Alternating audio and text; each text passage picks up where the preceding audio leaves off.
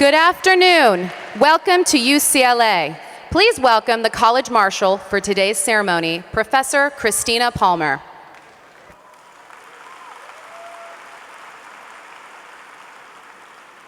Hello, everyone. I am so glad you could join us today. It is my honor to welcome you to UCLA's Commencement Weekend. This ceremony is devoted to honoring the students from the UCLA College of Letters and Science. While the students and the official party are assembling, let me take a moment to tell you about UCLA.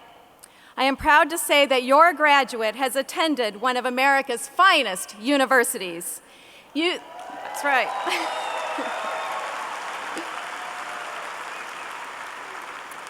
UCLA is a national and international leader in the breadth and quality of its academic, research, healthcare, cultural, continuing education, and athletic programs. 7 alumni and 6 faculty have been awarded the Nobel Prize. And every year, the accomplishments of our students grow. You will be pleased to know that the academic performance of the students in the class of 2016 makes them the highest achieving students to ever graduate from UCLA.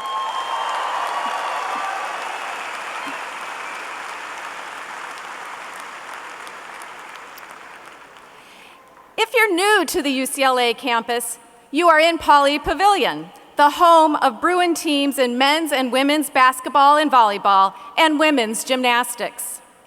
UCLA has America's most successful intercollegiate sports program. Bruin teams have won more national championships than any other university.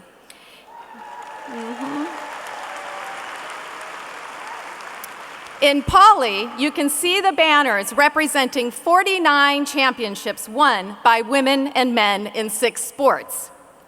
In addition to our intercollegiate athletics programs, Pauley has hosted the 1984 Olympics, visits by President Bill Clinton and the Dalai Lama, and the 1988 presidential debate between George H.W. Bush and Michael Dukakis.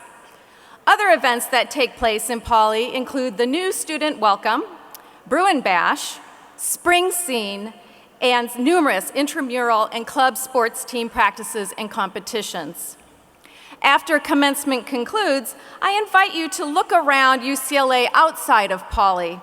You will find one of the world's most beautiful universities. In just a moment, the graduating class of the College of Letters and Science for 2016 will join us. After the students arrive, the official party will enter, including our faculty, the campus leadership, and our speakers. I want to offer you my congratulations. I know how proud you are of your graduate, and the entire UCLA community shares your pride.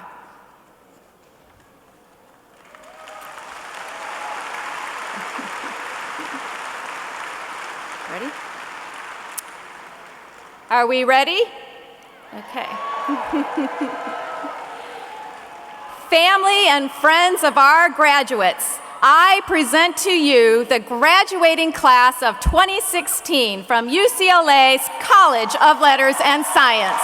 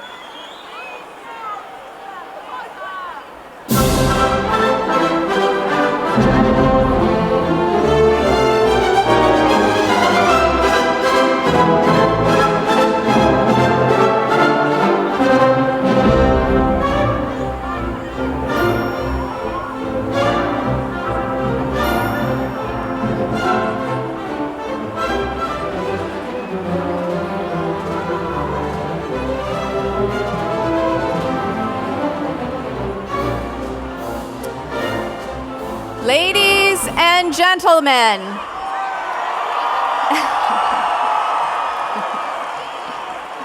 the official party.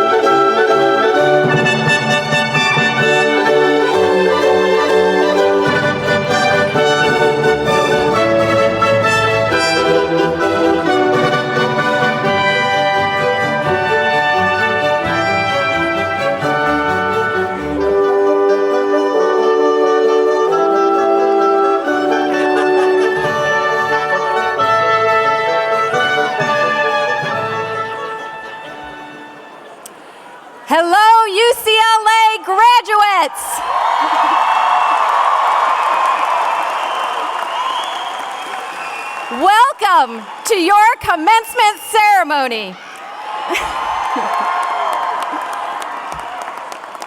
Singing the National Anthem today is Views from the Six.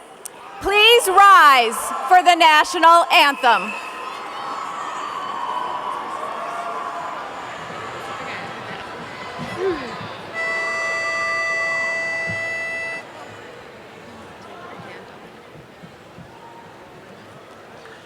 Oh, say, can you see by the dawn's early light what so proudly we hailed at the twilight's last gleaming, whose broad stripes and bright stars through the perilous fight the ramparts we watched were so gallantly streaming, and the rocket's red glare, the bombs bursting in air, gave proof through the night that our flag was still there.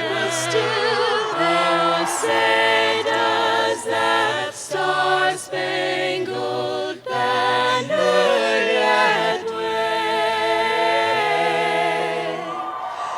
o'er the land of the free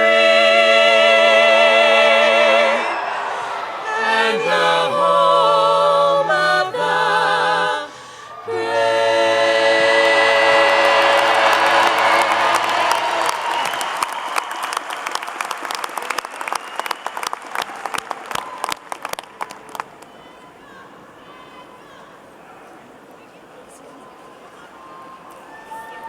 Thank you, Views from the Six. Now I am pleased to introduce the Senior Dean of the College and Dean of Physical Sciences, Joe Rudnick.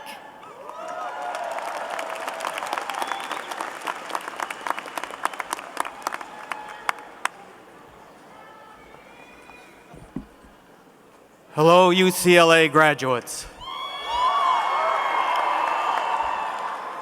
On behalf of the deans and faculty who join me on stage, I welcome you and your family to the commencement ceremony for the College of Letters and Science.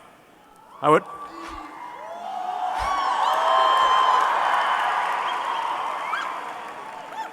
see we're going to be hearing it from you throughout this ceremony.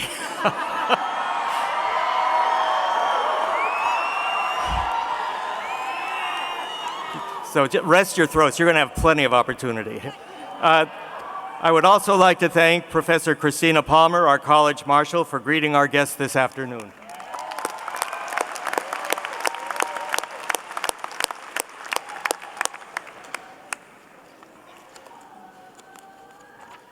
Graduates, this is a day to acknowledge your achievements and to celebrate the culmination of your undergraduate studies.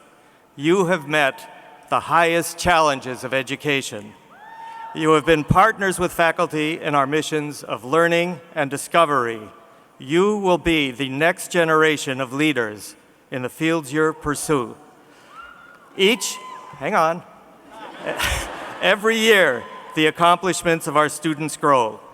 Class of 2016, you will be glad to know that you are the most talented and accomplished students ever to graduate from UCLA.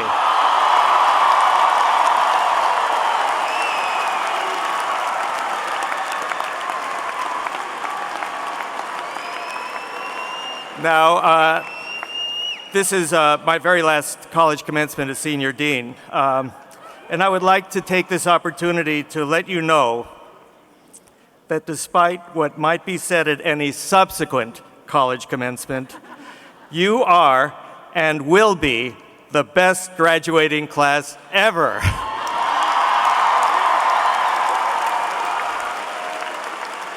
And, if I might add, also the best looking.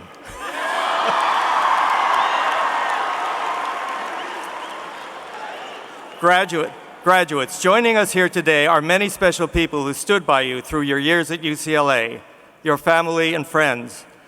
I would like to ask the parents, the partners, the friends, and the family members of our graduates to stand. Graduates, please join me in acknowledging your guests. So please stand.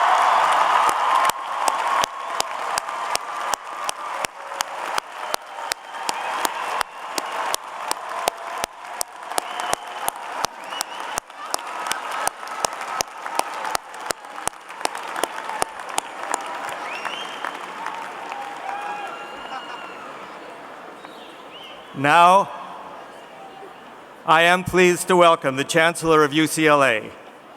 In his 9 years as Chief Executive of the campus, Gene Block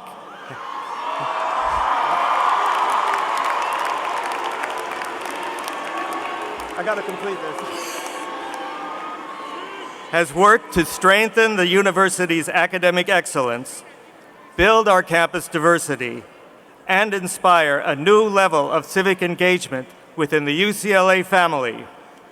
Please join me in welcoming the Chancellor of UCLA, Gene Block.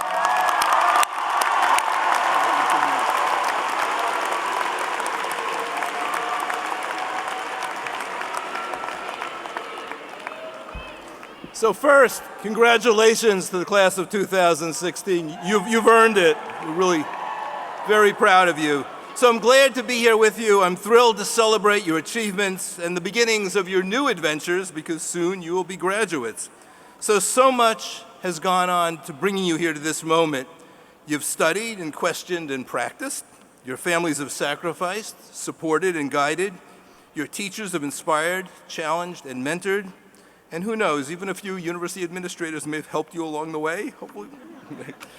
Your UCLA community, your home community, your family, everyone here today, and everyone who could not be here, all of those who've helped you make this happen, we all take pride in your accomplishments and we celebrate you. So to everyone, students, parents, relatives, friends, faculty, and staff, my thanks and congratulations. You've all helped bring us to this day, so thank you all.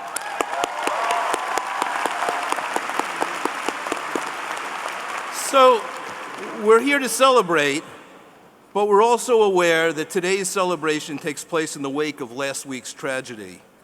Last week, we were reminded how fragile we are. We were reminded how vulnerable communities can be. We are reminded that in times of trouble, we must take refuge in one another's compassion and kindness. We're also reminded that we need courage, we need resilience in times of crises, and that the bonds of love and community are indispensable to health and healing. So I'm addressing you today as the class of 2016, but really I'm addressing you all as individuals. You've come from different places, brought different talents, made different contributions. For many of you, coming to UCLA was a dream come true. But for many of you, UCLA was where you began to dream anew. For all of you, I hope that UCLA showed you that you can make your dreams a reality. You're an extraordinary group of young individuals who will make a difference in this world, and we're so proud of everything you've accomplished here, but more to be accomplished later. So one thing I'm certain about at this moment is you don't want to hear a long speech. I know that. You don't want me to be profound by quoting Plato. You don't even want me to try to be cool by quoting Drake. You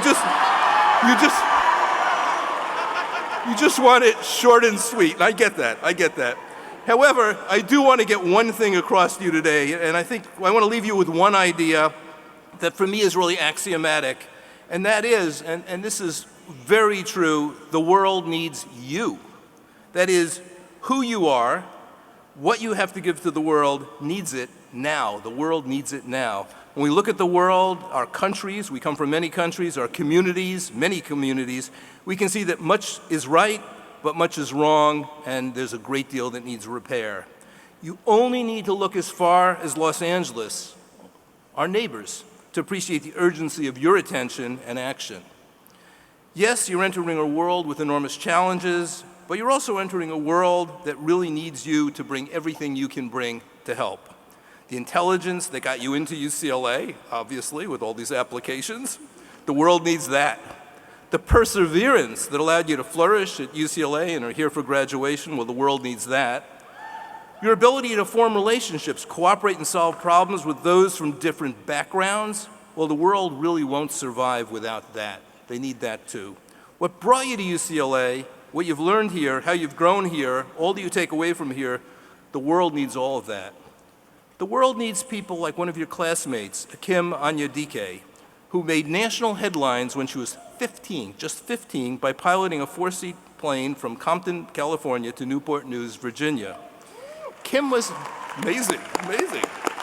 Kim was accompanied by one of the famed Tuskegee Airmen, a member of the all-black air squadron that helped win World War II.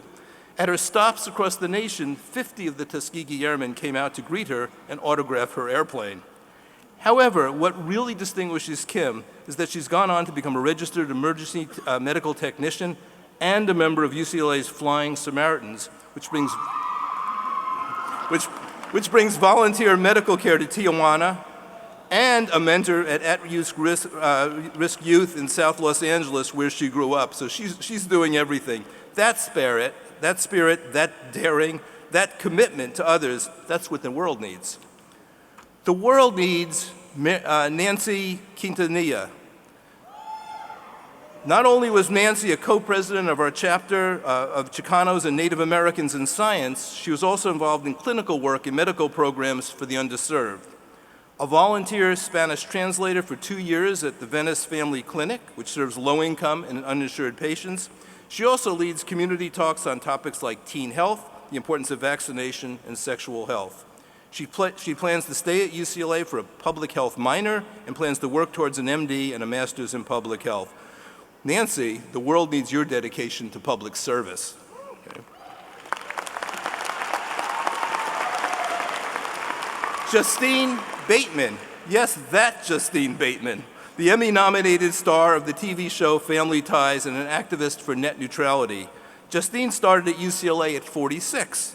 She designed her own independent degree program, started 2 blogs to highlight students who enrolled in college later in life, and is looking to innovate in the digital media industry. Justine, the world needs your talent for reinvention.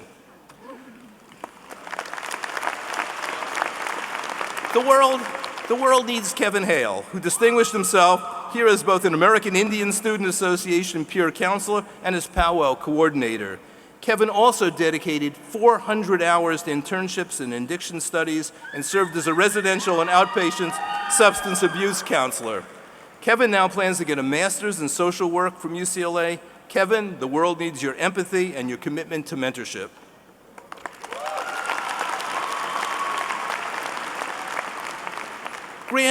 Grant Guess is someone the world also needs.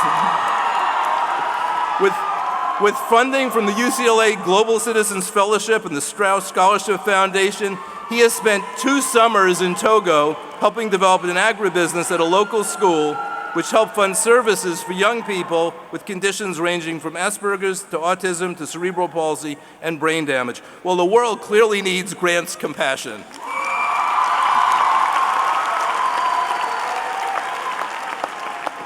Jamie Cañas, a former foster youth and transfer student, came to UCLA shortly after a severe motorcycle accident. Jamie pushed herself to heal beyond the doctor's expectations and demonstrated commitment to service through her leadership in the Bruin Resource Center, the Academic Advancement Program, and her support of foster youth. She plans to attend law school and open her own nonprofit to serve LGBT and homeless youth. The world needs Jamie's passion for supporting the vulnerable. Incredible. Chrissy Keenan. She's another classmate that the world needs. A leader in her efforts to prevent and draw awareness to sexual violence on campus and in the community. She was co-director of the Bruin Consent Coalition and an intern in the Campus Assault Resources and Education Office. Chrissy has been a spokesperson for educating students about affirmative consent and the role that each of us plays in preventing sexual misconduct and assault. Chrissy, the world needs you to help make it safer for all of us. Thank you.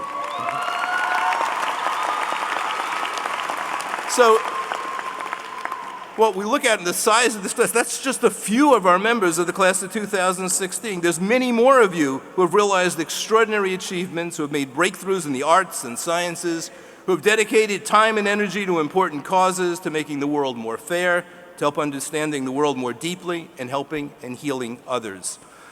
The university's motto is, "Let there be light, fiat lux." But I'm going to change that a bit here. I'm going to say, let there be your light, not someone else's light, really your light. Your light is not going to look exactly like the light of the classmates I mentioned. It's not going to look exactly like your siblings' light. It's not going to look like your parents' or your professor's light. It's going to look like your light. It's going to shine through your own distinct, brilliant, sometimes bizarre, and beautiful ways. Have faith, and if you let it shine so you can be the light for others, you'll be the best version of yourself. So we call Bruins the optimists. But optimism is not blind faith that everything will magically be all right. Optimism is the conviction that intelligence, hard work, understanding, courage, compassion, and creativity can make tomorrow better than today. Optimism is knowing that only those qualities, only that conviction have made today better than yesterday. You will need that optimism in the years ahead. You will need that optimism to help you get through the hard times, and that optimism will be rewarded when you enjoy the good times. So as you go forth, remember that you have what the world needs, and that the world needs you. You at your bravest, you at your most insightful, you at your most loving, you at your most creative, and you at your most committed. And today, I sense that optimism among all of you. You're going to make a difference. So congratulations, class of 2016. You're spectacular. Thank you.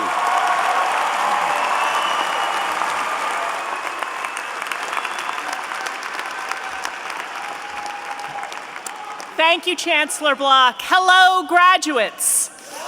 I am Pat Turner, Dean and Vice Provost of Undergraduate Education.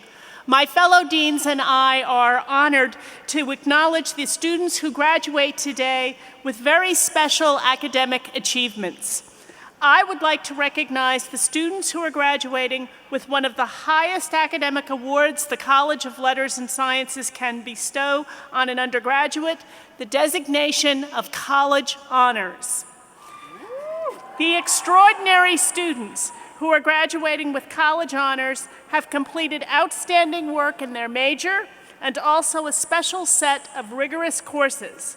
Of the thousands of students who are graduating from UCLA this year, only 414 are receiving college honors.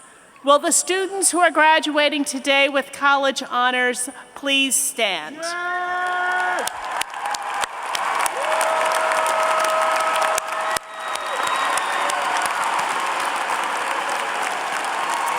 Thank you. Please be seated.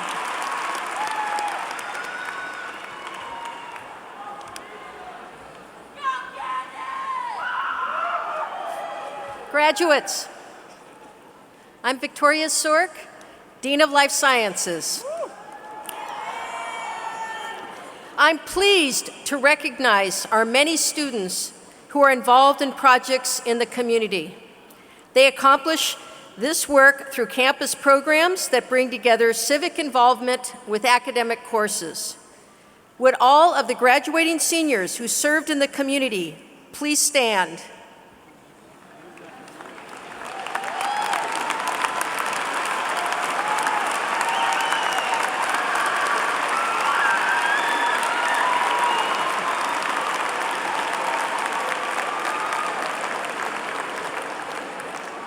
Thank you, Bruins, and be seated.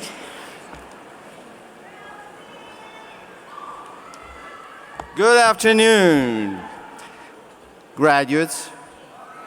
I am Alessandro Duranti. I'm the Dean of Social Sciences. And I'm here now to acknowledge the recipients of the 2016 Chancellor's Service Award. This award is presented to the students whose college career has been distinguished by dedication not only to UCLA, but also to the community. Will the student who have been honored as recipients of the Chancellor Service Award please stand so that we can recognize your superb commitment?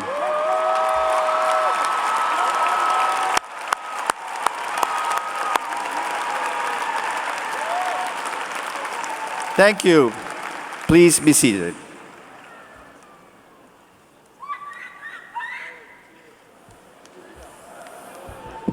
Hello, graduates. I'm David Skauberg, the Dean of Humanities.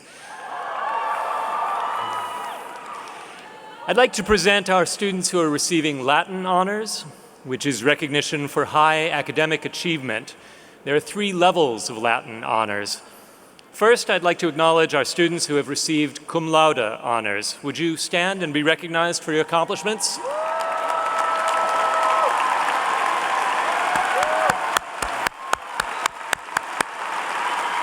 Beautiful, thank you. Please be seated. Next, I'd like to honor our students who are graduating magna cum laude. Would you please stand and be recognized?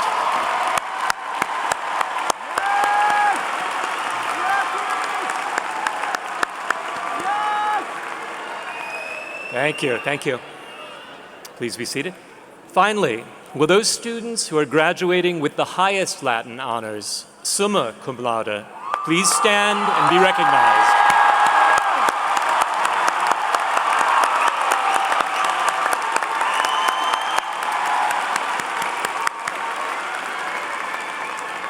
Thank you.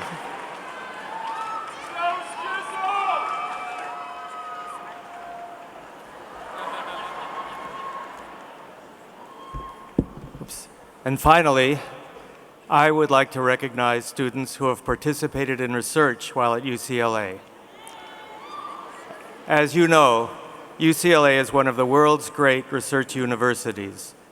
More than half of our students enhance their academic careers by participating directly in research.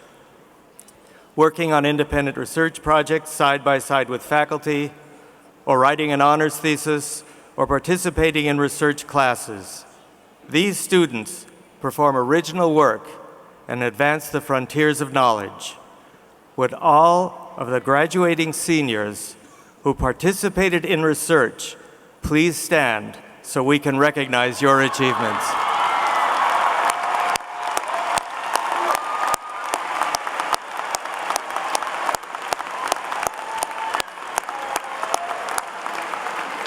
Congratulations.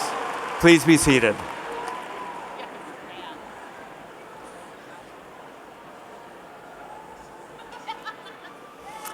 I'm sure every graduate here can name several of the famous alums who, like you, were always proud to be UCLA graduates.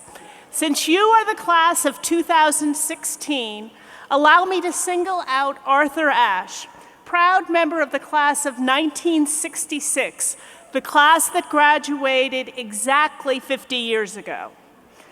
I had the opportunity to meet with some of his classmates earlier this spring, and they agreed that when he was here and at the time an NCAA tennis champion, and they queued up for a great career in tennis, they did not see in him the potential for the all-around greatness that he ultimately achieved. What makes him such a special Bruin is not that he was the first African American to win Wimbledon or the US Open or the many other tennis accolades, but that he used his UCLA education to distinguish himself in the ROTC, as a tennis coach, as an author and essayist, as an ardent anti-apartheid activist, and a foot soldier in the fight to destigmatize HIV and AIDS. He was noted for saying, "From what we get, we can make a living. From what we give, we can make a life." By giving, he made an extraordinary life, and I am confident you all will as well. This philosophy is evident in the life of our student speaker. Omer Hit is a neuroscience major, a very popular neuroscience major, who earned a minor in theater. Balancing the arts and sciences, he performed with UCLA's Hooligan Theater Company and the Shenanigans Comedy Club while working as a researcher in the Department of Neurobiology. Raised in Sunnyvale, California, Omer was born in Israel and he served as the president of the student group Bruins for Israel. Also a campus tour guide, he was inspired to become a commencement speaker by his genuine love for this community. Please welcome a graduate who is dedicated to UCLA, your student speaker, Omer Hit.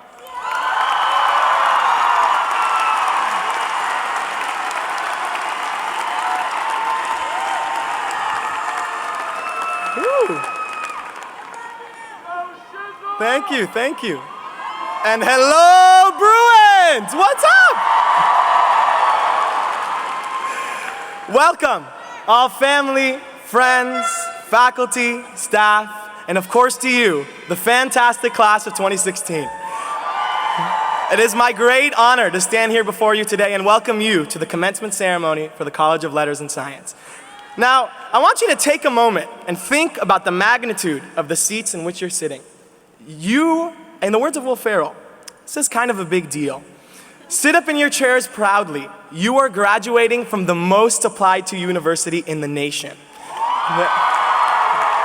Many people would desperately want to be where you are right now, but this is your moment. Realize what an incredible achievement it is and own it. There's a reason UCLA is the most applied to university in the nation. Yes, we lead the country with our 113 NCAA championships. We have an impeccably gorgeous campus, looking like a mix of Hogwarts and home, sitting in the beautiful hills of Westwood and colored by the golden haze of our Los Angeles sun.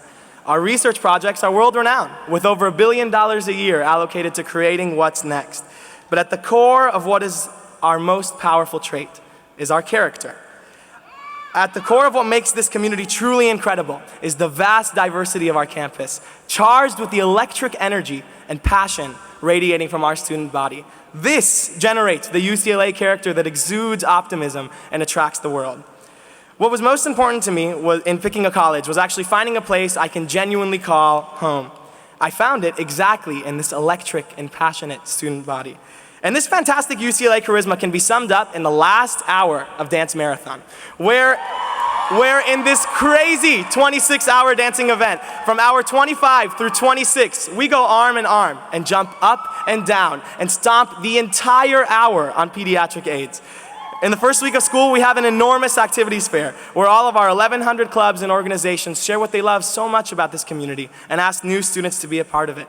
We have people from every corner of the world bringing perspectives from every walk of life, and that, coupled with this enormously passionate student body, attracted me to this place like a magnet.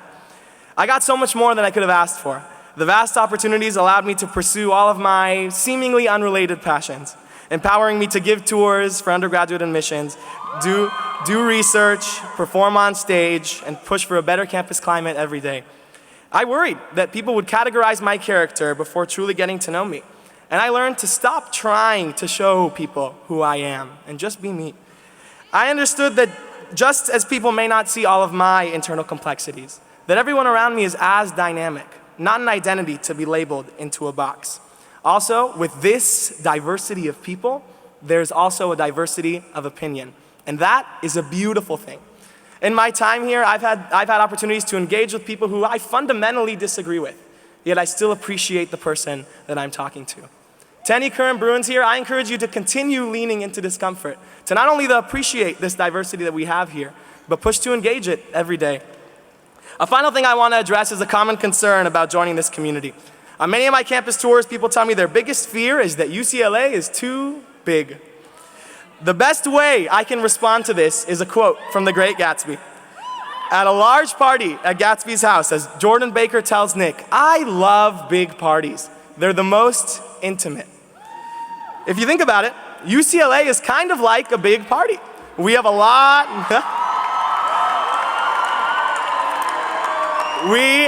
We have a lot of students. We have over 1,000 clubs and 2 graduation ceremonies of this magnitude. Yet, in a world of this size, through the people you meet, the avenues you discover to express your passions, and the individualized walk you take through campus every day, the experience becomes incredibly intimate. An amazing aspect of our intimate world is how we come together as a community. Last Wednesday, we went through a truly difficult and traumatic experience. Yet even in that frightening time, we showed how powerful our Bruin family is. I want to take a moment to thank everyone who encouraged this swift response to ensure our safety, and remind you that we are Bruin strong, bringing our strength everywhere that we go. Embrace that strength right now. Squeeze the hand you're holding just a bit tighter. Share a smile with those who helped make this the UCLA that you call home. We've had our time here. Now let's leave this incredible community proud and use our Bruin character to consistently be the change we want to see in the world. Congratulations, class of 2016. Forever and always, go Bruins. And last but not least, I have to do this. If we can all, hands up for an A clap! Hands up for an A clap! Oh, 1, 2, 3, 4, 5, 6, 7, 8, UCLA! UCLA, fight, fight, fight! Thank you, thank you.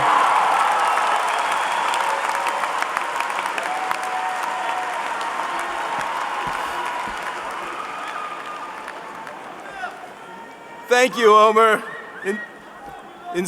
Pretty good A-clap. Inspiring words. What a magnificent way to remember UCLA. Fantastic.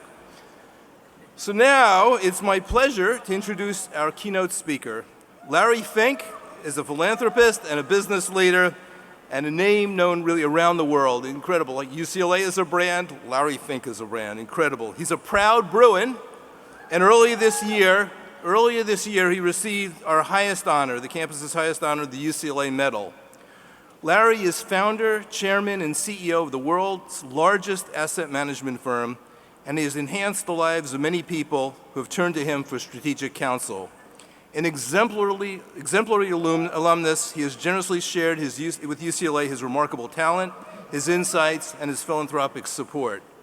We are grateful for his uncommon wisdom and his exceptional business acumen, and for the many ways that he demonstrates the values that are the bedrock of UCLA.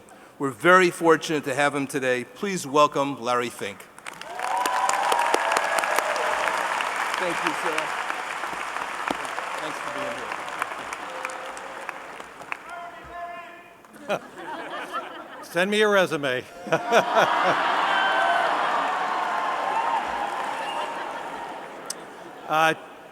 Chancellor Block, thank you very much. Deans of the college, distinguished faculty, parents, and family members, please join me in congratulating the UCLA class of 2016.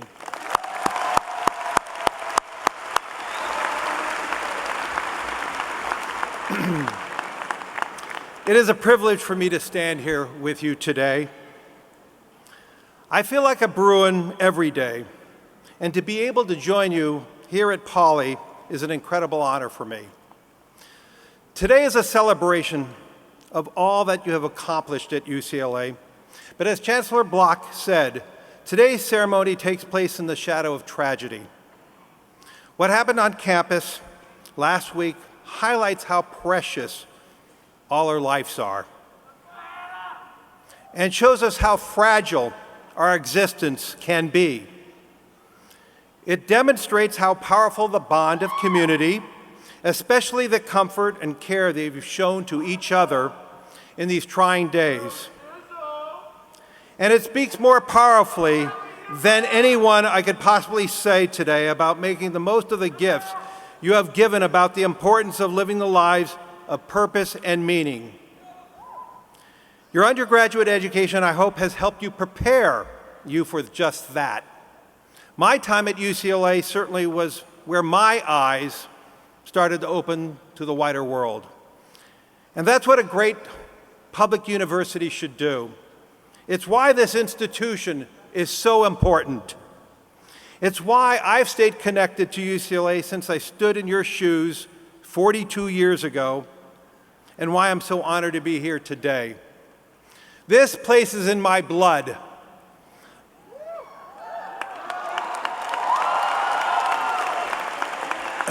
My parents went here. My parents met here. My brother went here, and my wife went here.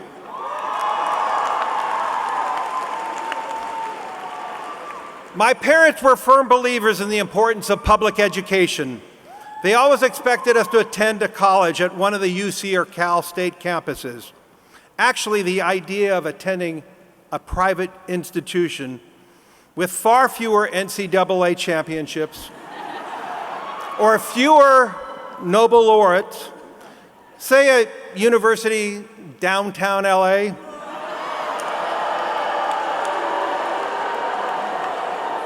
that was out of the question. In fact, as a member of the Bruin community, I was touched to hear of the support offered by USC and its first responders during last week's tragic events. So I arrived in Westwood in the summer of 1972, mostly clueless, with a lot more hair, unbelievable sideburns. I mean, I was really proud of those. Actually, turquoise jewelry. I actually went to my first job in turquoise jewelry. And as Omer said, even though UCLA is a big place, it really felt small to me. A place where I could begin to figure out who I was. And in my time here, I found incredible opportunities to be curious, to explore, to study art, to study public policy, and all the things that I really loved. But I also had the good fortune of being a part of a community, one that encouraged me to try new things to push the limits of my knowledge. I met two professors here, one in undergraduate, one in grad school, who taught me about finance and mentored me, encouraged me to a career in New York. Before that, I hadn't ever considered a life beyond Los Angeles and way beyond California. I wasn't positive about it, but I was curious. It was an opportunity to learn, and that felt right. So after I graduated, I went to New York, and that choice at first would lead to success and then crushing failure. And that's what I want to talk to you about today, about living with purpose, living with curiosity through both success and failure, about not becoming complacent or arrogant when you succeed or self-pitying yourself when you fail, about holding yourself to a standard of self-reflection, a standard of humility through a range of experiences that I'm sure you're going to experience. That challenge begins when you walk out of the door today. It will continue when you get a job, and when you have a child, and when you enjoy success. And when you screw up, as we all will do some point of our lives, and especially when you screw up, is when you need to really focus. So, I moved to New York right after graduating from Anderson, and by the time I was in my early 30s, things were going great for me. I was working for a financial services company, trading bonds. My team and I were rock stars. Management loved us.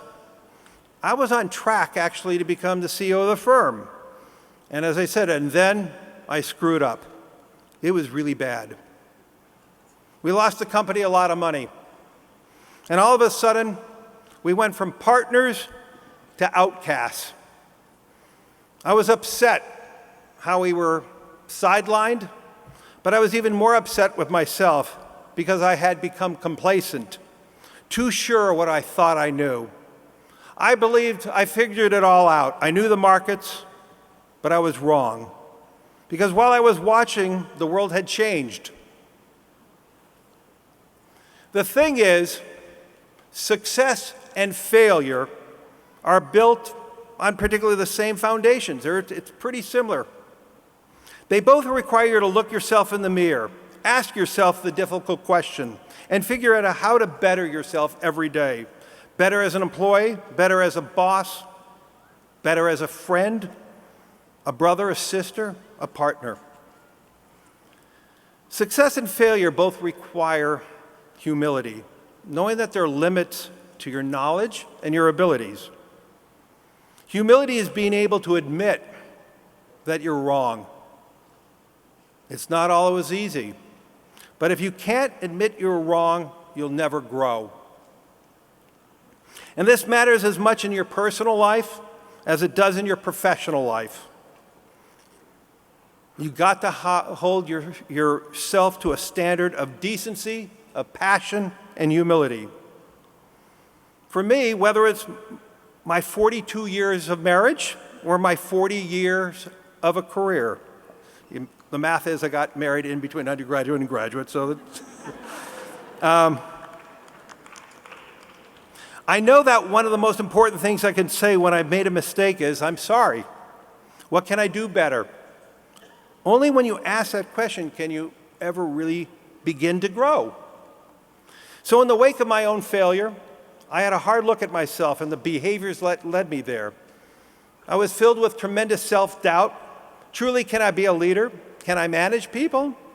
Can I help people grow their savings and improve their future? But you can't let self-doubt slow you down forever.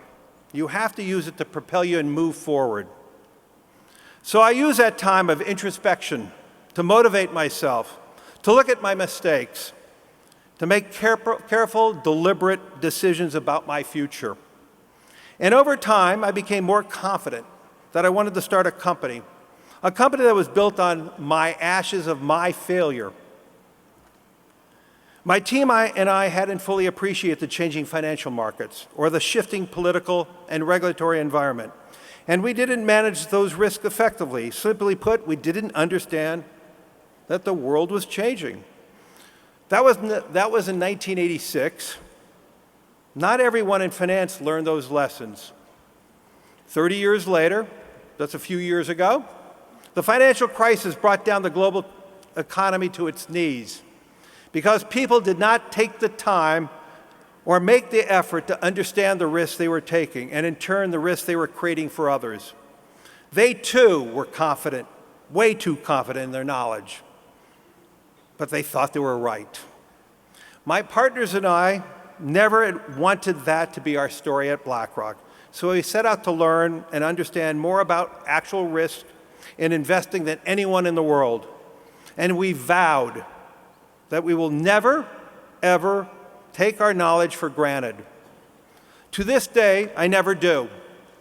I am constantly pushing myself to learn more about the world, to learn more about the markets, to know the people I'm interacting with, because I know the moment I become too confident, too complacent, and if I lose that desire to learn, I shouldn't be in the job anymore.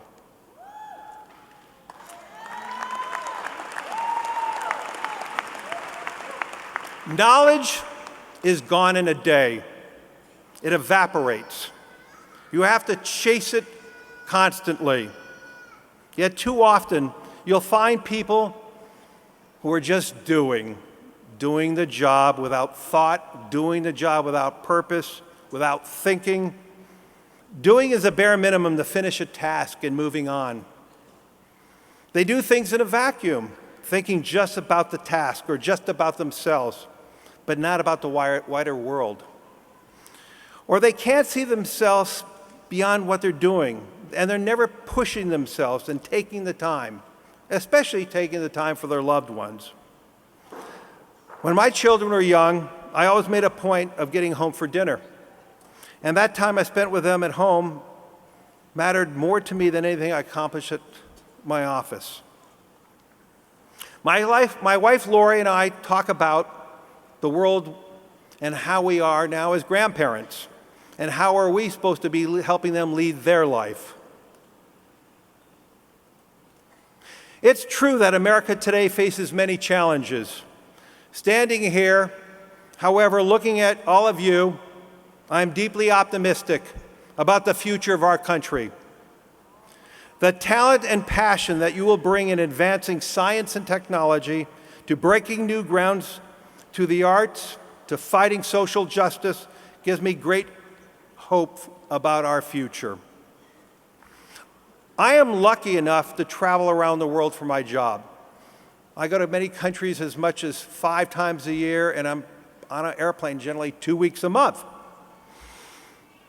I see no other nation better prepared than America to deal with tomorrow's challenges.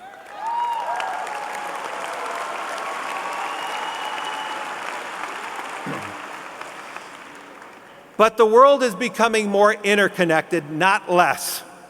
So as our future leaders, you must adapt a truly global outlook for you and for our nation to succeed.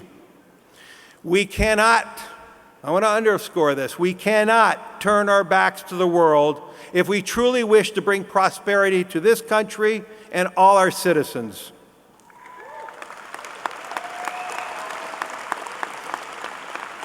After today, some of you may be going on to grad school, others will be going to the working world.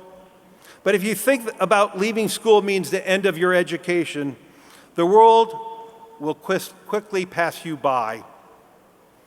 In this very building, John Wooden, the Wizard of Westwood, he performed a remarkable feat, 10 national championships in 12 years. I went to see some of them when I was there, including 7 straight championships. What was most astonishing about John Wooden and his ability to win with unmatched consistency year after year was during his career, his teams changed. His opponents changed. The game changed. But he found a way to win again and again. John Wooden was truly a student of his game, and it was his desire to keep learning, to reinvent his strategy while anchoring in the principles of decency and empathy for the team and each of its players. That's what drove the success. I use this quote quite a bit of times in my office, and the quote is from John Wooden, and it says, "I am through learning, I am through." As much of you may have struggled in deciding what your major was or what courses you took, I honestly believe that whether you studied economics, math, music, literature, history, the most important lessons you're going to be taking away from UCLA is not what you learned, but how to learn. When you wake up tomorrow, remember those experiences. Look at yourself in the mirror and ask, what do I see in myself? Well, I see somebody who is willing to listen. Are you really willing to learn? Are you really willing to change? Are you willing to say sometimes, I was wrong, I could do better? And as you celebrate your final moments as an undergraduate, I urge you to stay connected to UCLA, to be an advocate for public education and its profound abilities to create opportunities and bring the wildest and most diverse set of ideas. So you enter the world, set yourself a really high standard. Don't settle for conventional wisdom. Before the financial crisis occurred, too many people just did that. They settled for the conventional wisdom. Everyone said that the risks are under control. The money's good. Housing prices will never go down. There were so many failures, so much hubris, a large degree of arrogance, and a lot of greed. But the one that we don't think about enough was the lack of inquisitiveness, the colossal failure to look in the mirror and think about the ramifications, what was going on. Too many people thought they had figured it out, thought they had learned everything they needed to know, but they were wrong. When people fail to learn, the consequences are much greater than getting fired or being passed over a promotion. The consequences are millions of people are losing their homes and their jobs, or watching the world turn to dust because we said climate change was a myth, or seeing our nation torn apart because we will not confront racial and economic justice, even as it stares us in our face.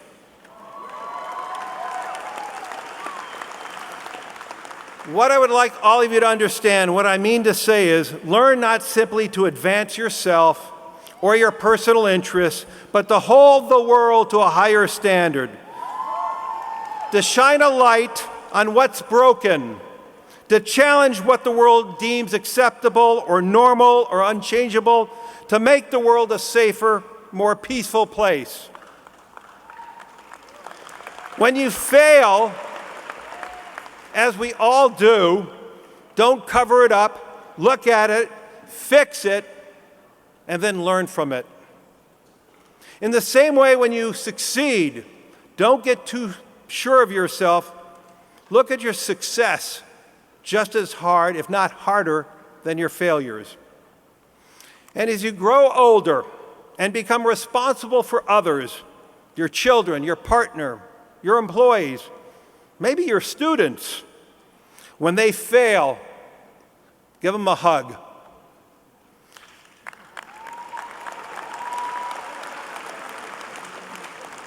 When they succeed, challenge them. Teach them, learn with them, help them move forward. A successful life journey requires continuous learning. And what you have gained here at UCLA is a map for your journey. Not the knowledge, but the tools to acquire it, to keep on learning. It is a great gift. Because in these moments when you're most worried, when you're most confused, and sometimes most unsure, know that you can push yourself from the challenges and the prevail, from the gifts of tools of learning. You all have the tools. Please use them every day. Bruins, in a short time, you will be moving your tassels from the right to the left. Do it proudly. Do it with purpose. Your responsibilities is to push the boundaries of knowledge, and this responsibility never ends. So please, embrace it. Congratulations.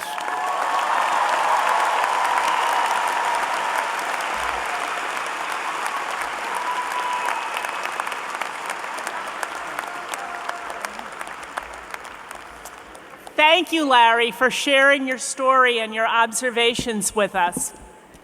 Now, it is my honor to present the candidates for the conferral of the degrees. Graduates, this is it. I will call on the deans of the college to present the bachelor's candidates to Chancellor Block. Presenting the candidates for the Bachelor of Arts degrees in the UCLA International Institute is Cindy Fan, Vice Provost for International Studies and Global Engagement. Tell us about them, Cindy.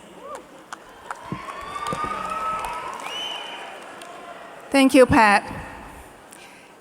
So I'm going to cite from our incredibly talented student speaker, Omer Hit.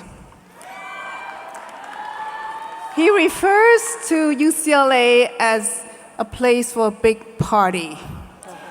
So, my question to you is, are you ready to party?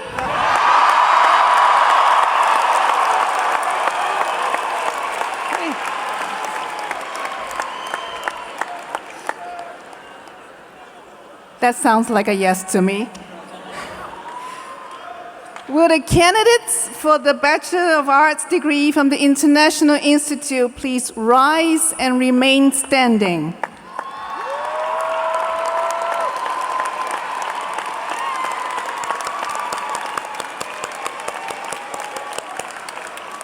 One of the most valued qualities of higher education is the critical role it plays to help us cross borders and boundaries and to build a better world and with more understanding.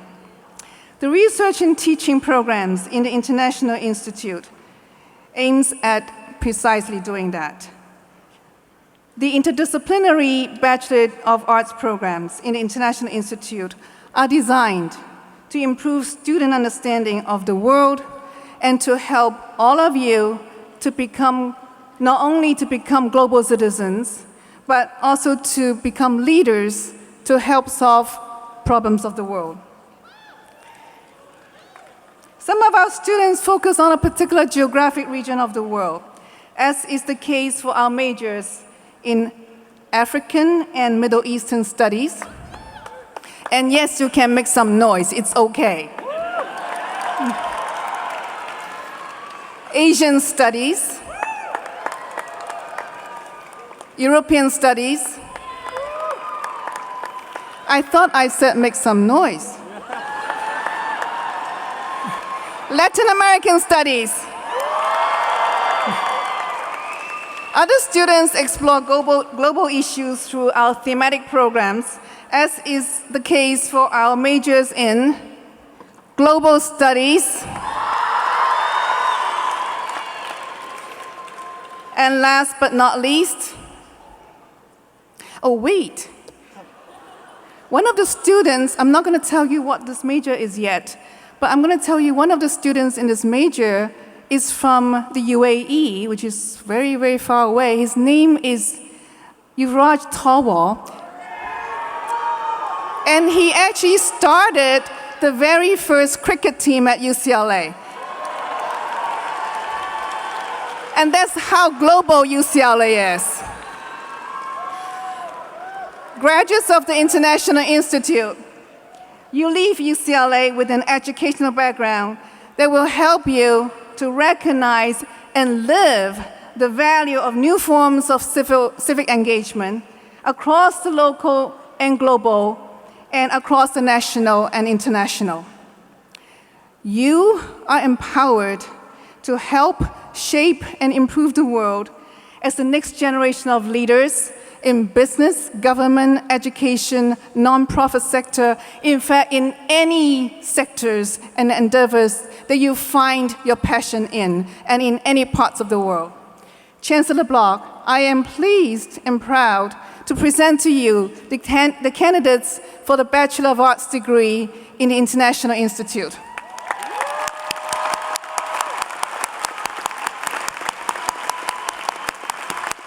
Thank you, Cindy. Candidates for the bachelor's degree from the International Institute, please be seated. Presenting the candidates for the bachelor's degree in the Division of Physical Sciences is Dean Joseph Rudnick. Dean Rudnick, please share some thoughts on the physical sciences graduates. It will be my pleasure. Thank you, Pat. Will the candidates for the degrees of Bachelor of Science and Bachelor of Arts in the Division of Physical Sciences please rise and remain standing?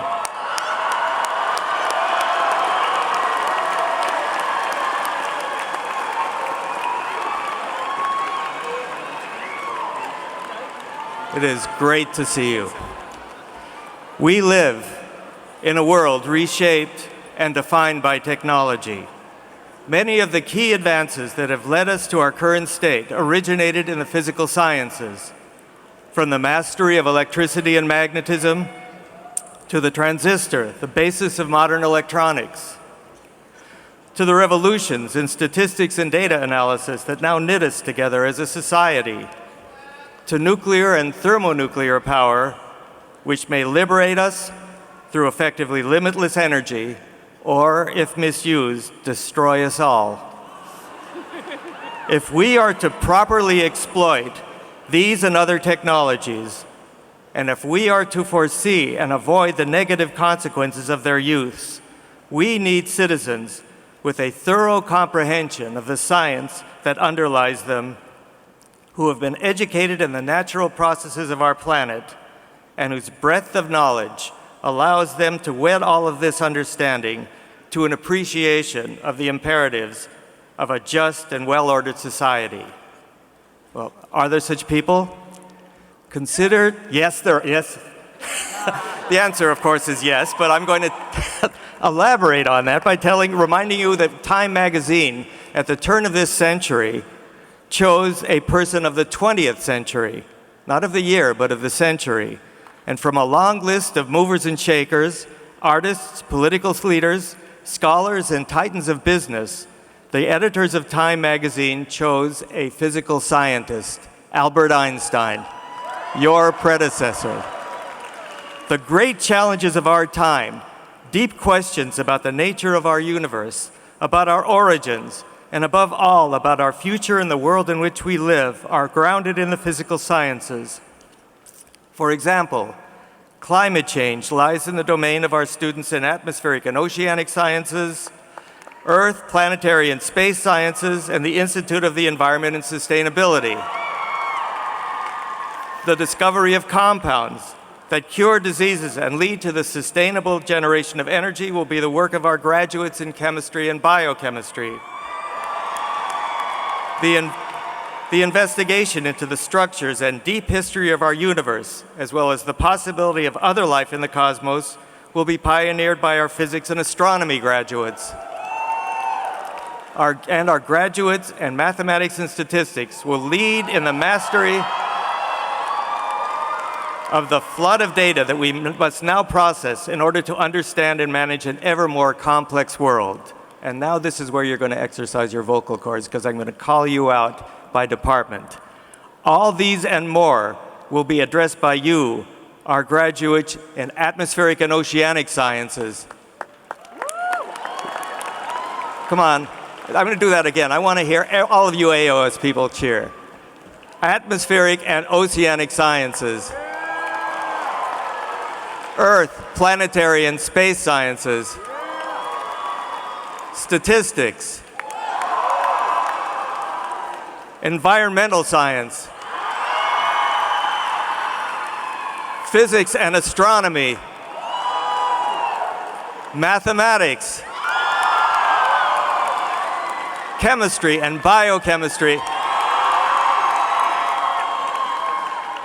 physical sciences graduates, you all leave here with a deep fund of knowledge in the science underlying what we now know about our world. You also carry with you finely honed skills in reasoning and analysis that will equip you to overcome the most daunting intellectual challenges that will be thrown your way in your advanced training, in the workforce in general, in the workforce you will join, and in life in general. You are the cream of the crop. You have mastered the hard sciences.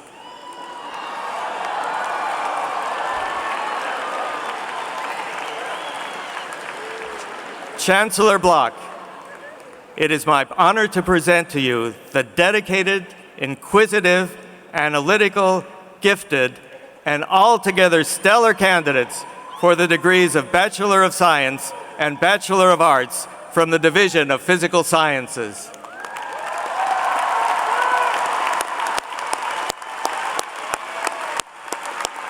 Thank you, Dean Rudnick. Candidates for the bachelor's degree from the Physical Sciences, please be seated. Presenting the candidates for the bachelor's degree in the Division of Humanities is Dean David Schaberg. Dean Schaberg, tell us what the humanities students have to offer the world. Very gladly, Pat. Will the candidates for the Bachelor of Arts in the Division of Humanities please rise and remain standing?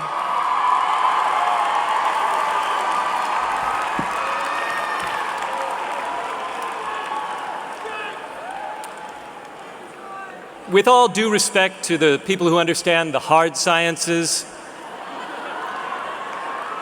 I'm just going to ask, if you're looking for someone who can help you to read and understand the most basic texts of your cultural tradition, the texts that your ancestors composed and passed down to you over a period of generations, who are you going to ask? A humanist, right? Let's say that you need to understand that interesting person across the hallway at UCLA, down the street in Los Angeles, or maybe those very interesting people on the other side of the oceans. Who are you going to call? A humanist. Yes. Let's say that you need to understand the fundamental nature of truth and how we ever get access to truth. Who are you going to call? A humanist. Right. Let's say that you want to hire someone who can read complicated material, present it in clear ways, speak persuasively, write clearly, work well with teams, come up with creative solutions, imagine our ways out of the problems that we have today. Hire a humanist. But there's more. Let's say that you need to understand the despair that affects you when loss comes to you, when you lose love, when you lose a loved one. Let's say you need to understand the joy that comes when you bear a child, or when you marry, or when you have the successes that are going to come along in your lives. How are you going to understand the values that inform your despair and inform your success? You're going to have to be a humanist. And let's say that you need to find the meaning in your life and make a way forward for yourself in a fully understanding way. You've got to be a humanist, and that's what's special about humanists. Now, I want to hear a little bit of noise from all of you. I'm going to call you out. Let's hear from the philosophers. Yes. Let's hear from the classicists. Let's hear from the art historians. Let's hear from the musicologists. How about the English majors? How about the comparative literature scholars? How about all of the scholars of national languages and literatures, from Near Eastern languages and literatures to Asian languages and literatures to European languages and literatures? Let's hear from you. Chancellor Block, I present to you the literate, persuasive, brilliant, creative, and humane candidates for the degree of the Bachelor of Arts from the Division of Humanities.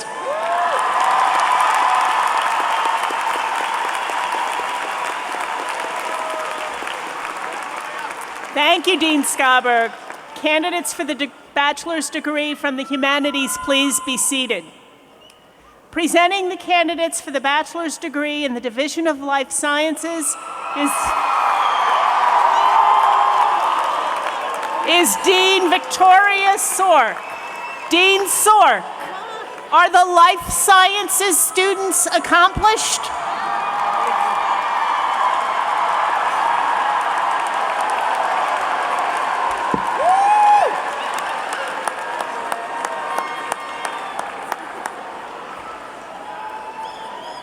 I see that you understand what we're doing here. Not necessary to say, will all of the graduates in life sciences please stand? I think we could take over the room, don't you?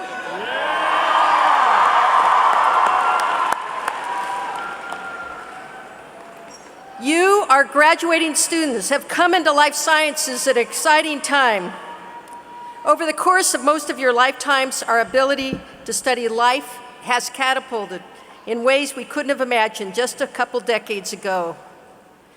Whereas the 20th century was considered the century of the physical sciences, the 21st century is the century of the life sciences.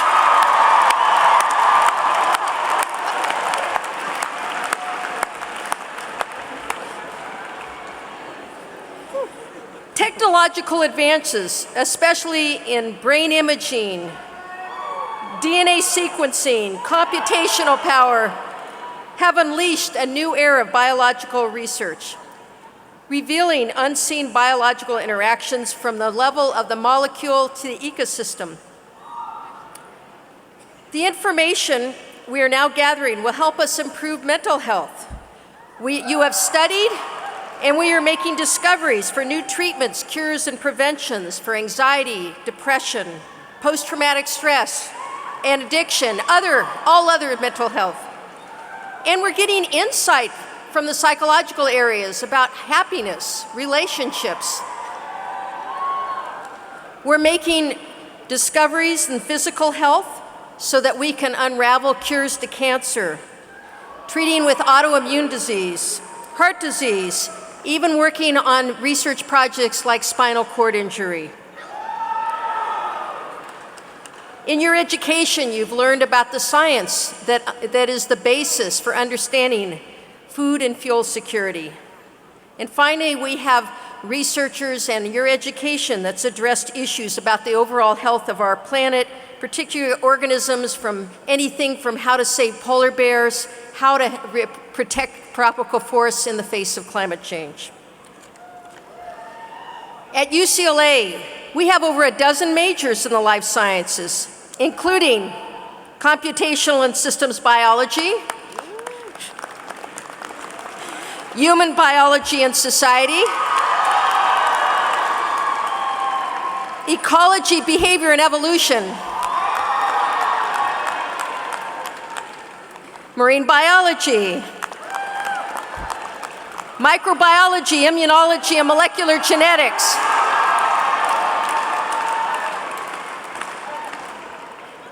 physiological sciences,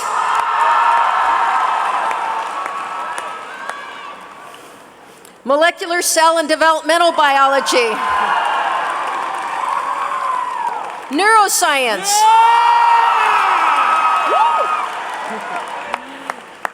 cognitive science,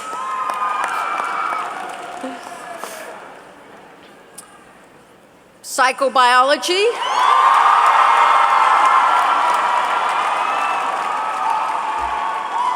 biology,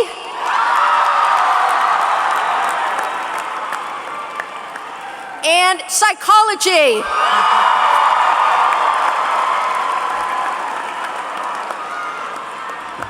No, the life sciences did not need any coaching to recognize their achievements. In these rapidly changing times, we need people like you to pursue careers in universities, research, K-12 schools, medical professions, all the other healthcare settings, industry, government, all to make a life better for all of society. Chancellor Block, I'm honored to present to you the psychologically well-adjusted, biologically sound, neurologically well-connected, ecologically sensitive, evolutionarily complex, immunologically resistant, molecularly based, physiologically well integrated, developmentally sophisticated, computationally advanced, and simply very special candidates for the degrees of Bachelor of Science and Bachelor of Arts from the Division of Life Sciences.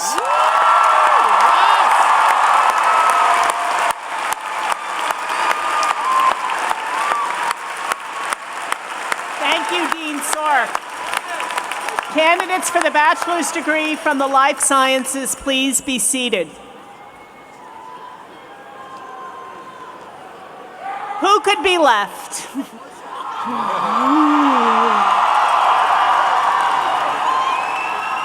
Presenting the candidates for the bachelor's degree in the Division of Social Sciences is Dean Alessandro Durante.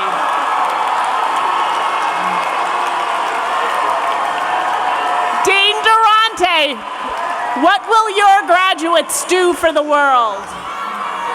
All right. Okay.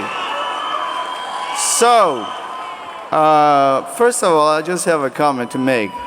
So, the 20th century might have been the century of the physical sciences. The 21st century might be the century of biological sciences. But every day is the day of social sciences. All right, I'll tell you why, Pat. The reason is the social sciences help us understand what makes science and art and a just society possible. We study the roots of social and cultural conflicts in order not to fight, not to have wars. Today, more than ever, you need to isolate and understand what produces inequality in order to eradicate poverty. Today, more than ever, you need to collaborate with others, to communicate across cultures and societies, and establish long-term partnership with people in other neighborhoods, other cities, states, and nations. Now, as you know, in the social sciences, we carry out research across a wide range of disciplines, and we give degrees in aerospace studies, military science, and naval science, American Indian studies, African American studies, Asian American studies, gender studies, Chicano studies, geography, communication studies, anthropology, sociology, history, political science, and economics. Your education at UCLA in departments and programs, among the very best in the world, has prepared you to be active agents in the construction of a better world, for the world at large, for your country, for your friends, for your family, and yes, also for yourself. Chancellor's Block, I am honored to present to you the most socially engaged,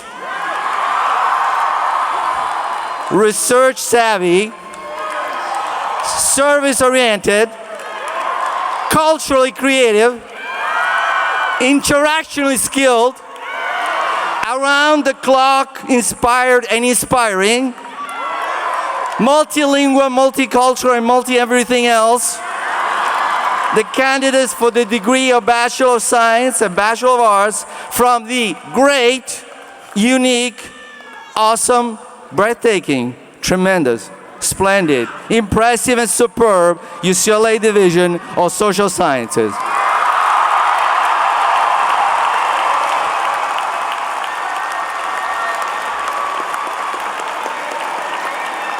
Thank you, Dean Durante. Candidates for the bachelor degree from the Division of Social Sciences, please be seated. If he is in agreement, Chancellor Block may now confer degrees on the Bachelor of Science and Bachelor of Arts on the class of 2016, anticipating that he will all of the candidates for the degree of Bachelor of Science and Bachelors of Arts please stand and remain standing.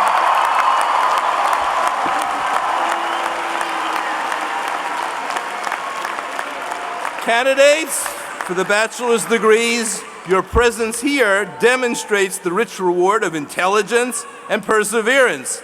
The UCLA community takes great pride in celebrating the achievements of the class of 2016.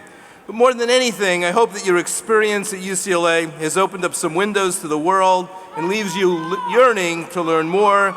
Your undergraduate experience, and you all know this is just the beginning of your life of continuing discovery. You're lifelong learners. Many of you will be back here for additional degrees. So this is a great, but maybe a part of your educational experience at UCLA.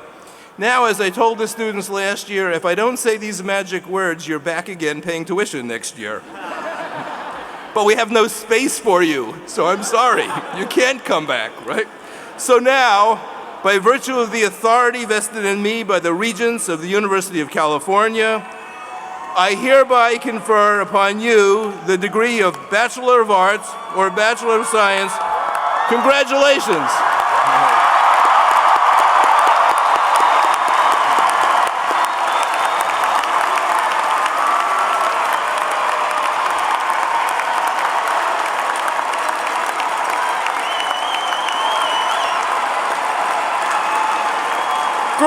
graduates! Let me congratulate all of us for becoming the newest alumni of UCLA. As class of 2016, graduates, we all have one final tradition to observe. Before we received our degrees, we wore our tassels on the right side of our motorboards. Now that our degrees have been conferred upon us, it's time for us to move the tassel to the left side of our motorboards and join in the select committee of the UCLA graduates. Bachelors, join me in moving our tassels to the left.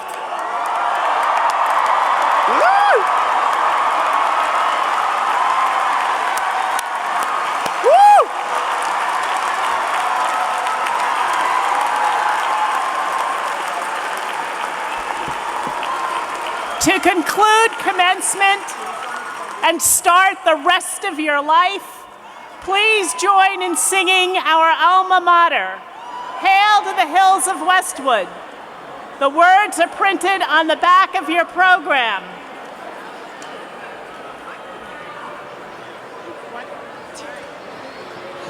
Hail to the hills of Westwood, to the mighty sea below.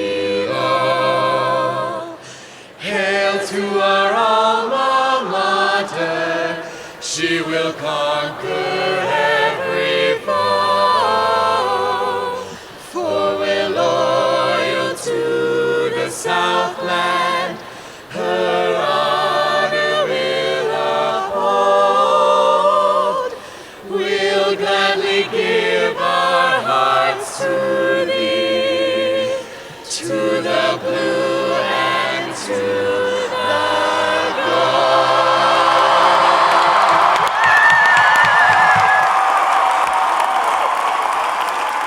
Thank you to the Views from the Sits, and to all of you. Thank you very much for joining us today. Best wishes to the class of 2016. Go Bruins!